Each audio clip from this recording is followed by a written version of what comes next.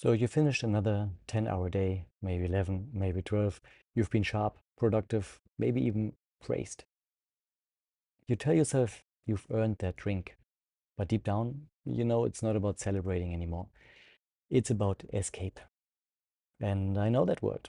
Back in my sales days, I lived out of airports and hotel rooms, and every night ended the same way at the hotel bar. One whiskey to unwind, then another. I told myself I was networking. But if I'm honest, I was just trying to turn off the noise, the pressure, the constant voice in my head saying, you can do more, you can be better. And of course, the quiet fear underneath as well, or that drive that maybe I wasn't good enough. So tonight, I want to talk about the real reason so many high performing men turn to alcohol. Because it's not about the alcohol, it's about what it helps you to avoid. Most men don't see themselves as having a drinking problem. They say it's just to unwind. But that need starts running the show. One drink becomes two, two becomes your default way to feel calm. And before you know it, your body has forgotten what real relaxation even feels like. All day long, you're operating in fight or flight. Your body flooded with adrenaline, deadlines, responsibilities, pressure. You're always switched on. So when the evening hits, your system doesn't know how to switch off. That drink becomes the emergency brake. It forces your nervous system to slow down, but it also disconnects you from yourself. And here's the truth most men never hear.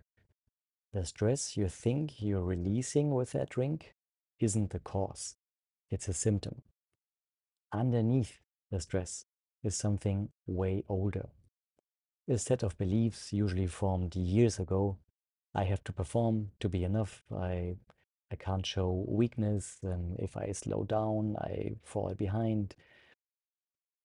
Without the safety and the money, I'm gonna die, and whatever it is. Those beliefs create pressure that never stops, pressure that lives inside your chest, not your calendar. So by the time you reach for a drink, you're not numbing the day, you're numbing the feeling of not being safe in your own body. And for many of us, that pattern starts very early. We grew up in homes where emotions weren't safe, where love felt conditional, or where chaos taught us that the only way to survive was to stay in control. So we learned feeling is dangerous. We built success on top of suppression. And alcohol, well, it's just the quickest way to silence what we were never taught to feel. That's why willpower never works. You can't outthink your nervous system. You can't logic out, you can't logic your way out of an emotional coping pattern. You can tell yourself, I'll stop drinking. You can delete alcohol from the house. You can set rules and track days and punish yourself when you slip. But if your body still feels unsafe, it will find another way to numb. Maybe it's work, maybe it's porn, maybe it's scrolling on social media until 1 a.m. Different outlet, same wound. You can't heal through control, you heal through safety. And that safety begins when you learn to feel again, to sit with discomfort without running from it, to listen to the emotions you've been taught to suppress: anger, loneliness, shame, and realize they were never the enemy, they were messages. The real transformation doesn't happen when you stop drinking, it happens when you no longer need to. When your body learns that it's safe to relax without the glass in your hand. When you can end your day grounded instead of numb. When you can finally rest, not because you escaped, but because you've returned home to yourself. That's the work we do inside the integrated man protocol. We rebuild performance inside out, regulate the nervous system, reconnect you to emotion, and dissolve the subconscious patterns that keep you chasing validation and running from stillness.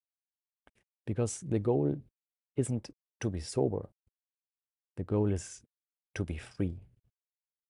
If this message hits you, it's because some part of you already knows this cycle can't keep going.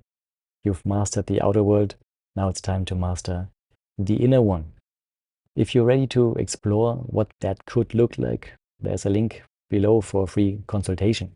No sales pitch, just a real conversation about where you are and what it would take to stop numbing and start feeling alive again.